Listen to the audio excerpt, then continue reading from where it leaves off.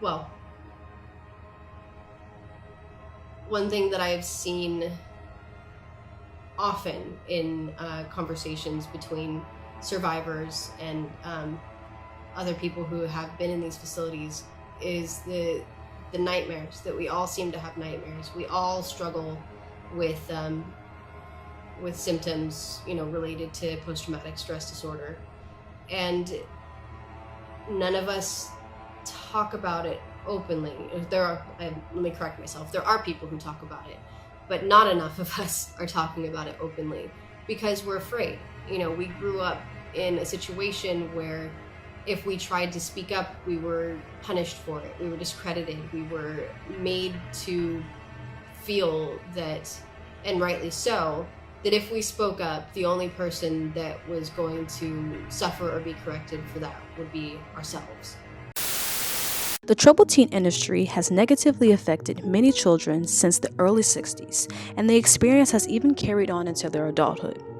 Many survivors have bravely spoken about their experience, which began a social movement called #BreakingSilenceCode in order to raise awareness of the child abuse and call for a much-needed reform for these institutions. Celebrities like Paris Hilton and Bhabie are survivors as well and have shared their stories of being in the care of these programs, and their testimonies are horrific, to say the least.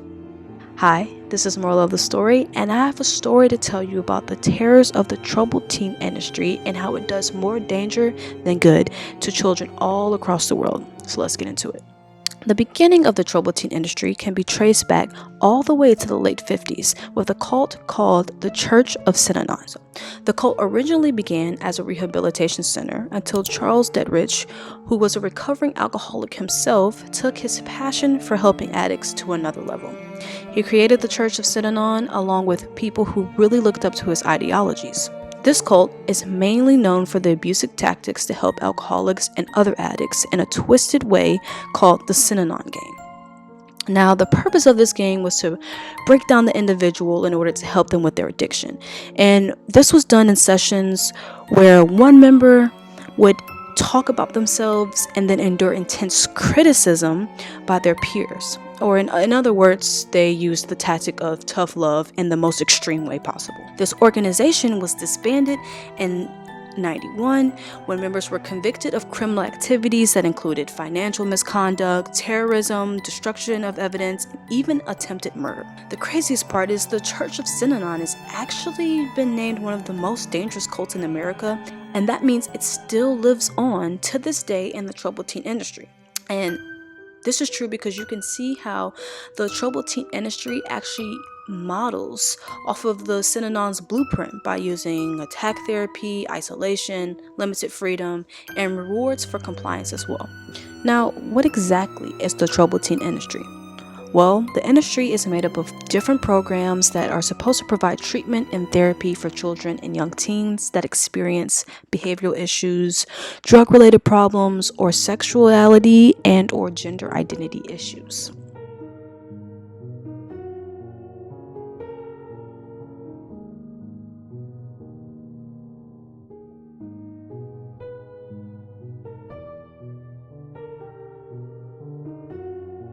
And each child can be kept anywhere from 3 months to 3 years. It really just varies, and it depends on the child for the reasons why they're there and their behavior while actually being in the program. And what's kind of crazy is really the people who are in charge are just making up rules as they go, because you can be the best kid there and not really have any behavioral issues and comply with them while being in the program, and they'll still punish you for being like a goody two-shoes. So really it just depends on who's in charge and if they like you or not, I guess. Now, the 3 types of programs vary with their tactics, but the core of all 3 tactics center around abuse at the end of the day. Now, some kids are aware that they are going to be admitted into these programs because their parents share that with them, but majority of the time, the child has literally no clue what is happening. And their parents actually hire strangers to come into their room in the middle of the night and pretty much kidnap them. Because a lot of these places, for the most part, they talk to the program and they hire these people to transport you. So for me, I was sleeping. It was the middle of the night. I want to say around 3-ish, 4 in the morning. I'm in bed and these two people come into my room. It was these two really big people. And next thing I knew, there was like a knee up against the back of my knee, and my knees were on the ground. And My mom was standing there, like crying and apologizing. it all happened so fast. And say, do you want this to happen the easy way or the hard way? All the guy said is, you can do this the easy way or the hard way. Either way, you're coming with us. And that I could go with them the easy way or the hard way. Now, if you're thinking, like, why the hell would a parent would actually want to send their kid to one of these facilities? Well, there's actually a very good reason why a lot of parents thought that this was the right move for their kid. The glorification of these facilities really boomed in the 80s and 90s. Is that it is focused on children. Therefore, it is a part of what I think ought to be our overall mission, which is to give our children a safe, wholesome, constructive upbringing. Because the war on drugs was really booming during this time, and there was a lot of false propaganda stating that children were using drugs more and committing more drugs, when in reality this was not actually going on. So this caused paranoia in parents with kids that didn't necessarily need any behavioral treatment at all, but usually they just needed some therapy due to depression, SA, and other traumatic experiences they may have gone through in their childhood. Nonetheless, mental health was not a heavy topic during this time. It was not taken seriously, and I think we can all see that. And out of desperation for wanting their child to be better and behave better, they send them against their will in hopes that this would be a positive, life-changing experience for the child. So in no way am I really blaming the parents at all. I think a lot of the parents didn't actually have even the slightest idea of what really was going to go on in these camps, because if they did, I would hope they would not actually send their children there.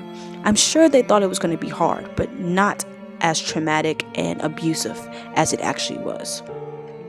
So what was really happening in these camps that was so terrible and so traumatic for these kids? Well, all types of abuse was going on in these facilities. I mean, from neglect to SA to child labor, isolation, physical abuse.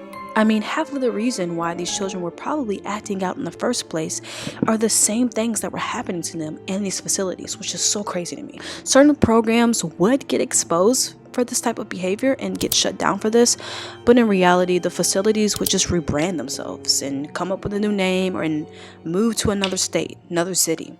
So in reality, nothing was really being changed just because something got shut down.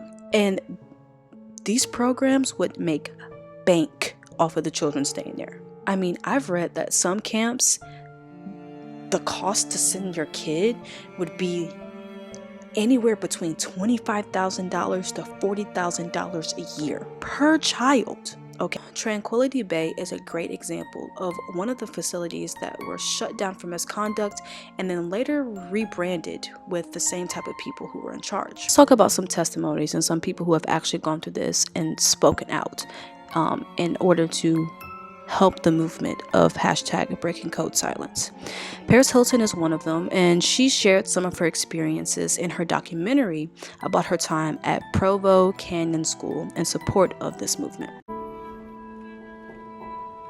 The last school that I went to was Provo Canyon School. And that was the worst of the worst. There's no getting out of there. You're sitting on a chair, staring at a wall all day long, getting yelled at or hit.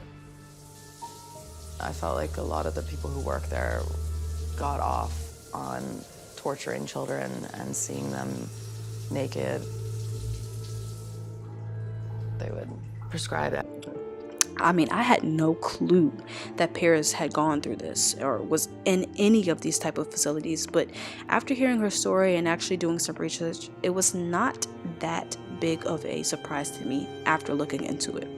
I mean, I really believe that her experience at these camps is probably one of the biggest reasons why she is such a hardworking businesswoman today. Now, we all know the Catch Me Outside girl. Catch me outside. How about that? All right, aka Bhad Baby. Now, she went to one of these facilities called Turnabout Camp. And the main reason why she went to this camp is because of Dr. Phil himself. And Dr. Phil is actually known to be sending a lot of these kids who go on his show for behavioral issues to this camp and certain camps like this. And what I think is that he is just gaining profits from being able to send kids there. So it's more of a reason why he would want to, one, have kids like that on his show to exploit them and to get clicks and views like he did with Bhad Baby, and two, to be able to receive profit off of sending them to these types of camps.